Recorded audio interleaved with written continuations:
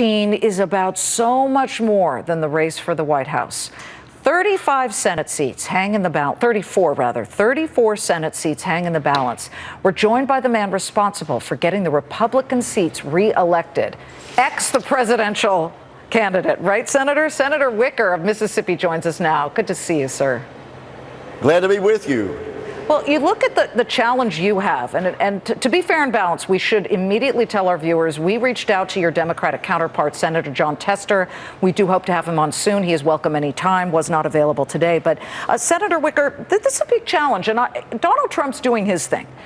But you've got a bunch of senators who are going to be challenged in very tough races, and they need coin, don't they? How are you going to do it?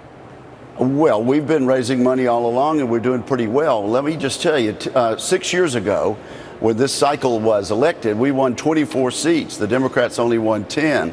Well, that means we have 24 seats to defend, and we're happy to have that challenge because we think we have excellent incumbents who have a good record of delivery for their states and their constituency. So I feel good about the fundraising, and I feel good about the quality of our incumbent candidates, and there are a couple of states where we think we will replace Democratic senators with Republicans this year. All right, well, let's get to Ohio. This is a key battleground state, both for the presidency and certainly for the Senate situation. Rob Portman would love to continue holding that seat. You know, he's a Republican, but a Democratic group has secured, what, about $50 million to aiding his competitor, Ted Strickland, the former governor. Ted Strickland, listen, I've covered him too. He beat Bob Taft with 60% of the vote in 2006. Yes, he got beaten by John Kasich, but by a narrow margin. How are you going to win this one? Well, normally the rule has been in those Midwestern states, if a governor's doing a pretty good job, he gets a second term. In Ohio, the voters decided that Ted Strickland had not done a good job as a trustee in the governor's office, and so they replaced him with John Kasich.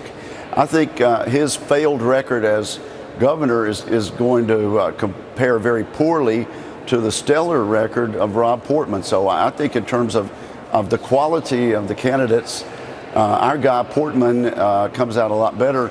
And yes, the National Democrat liberal special interest money is going to flood into Ohio in a torrent. Absolutely. And we're going to have to be ready to combat that. Yes. So here comes the big question, Senator. You know, sometimes a sitting president or somebody who's running for president is a boon to a candidate of the same party. Will you be asking Donald Trump to show up for certain Senate races? And I say this because you and I both know that there are some Republicans with a lot of money who are not ready to endorse him. They don't love him because it took him flip-flopping parties a couple of times before he declared himself a Republican in 2012. Some of them don't believe it. So will you just kind of let him do his thing for the presidency and figure out ways like getting the Koch brothers money to help others? Well, you know, we appreciate what the Koch brothers might be doing in their super PAC. But the question about Trump is this: will he be a drag from the top of the ticket on some of our Senate candidates?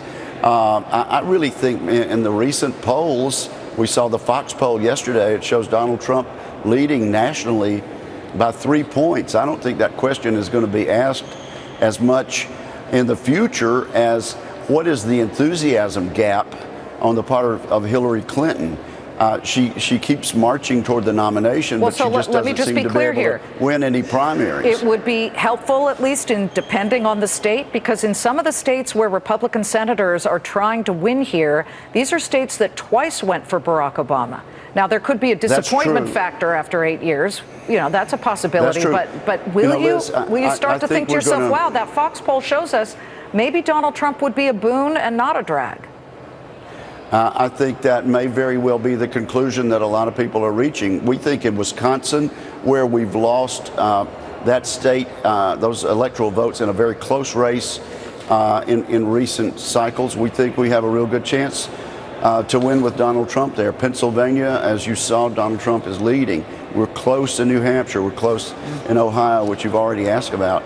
So I really don't think that drag is going to be there. And I do go back to this enthusiasm gap when Bernie Sanders and his supporters realize they're not going to be able to get the nomination, even though they've won primary after primary, I think many of them are going to sit home, and those are votes that the Democratic Senate candidates are not going to have in the general election. We shall see. It's a possibility. Senator, thank you. Senator Roger Wicker. And a lot of work to be done. I know.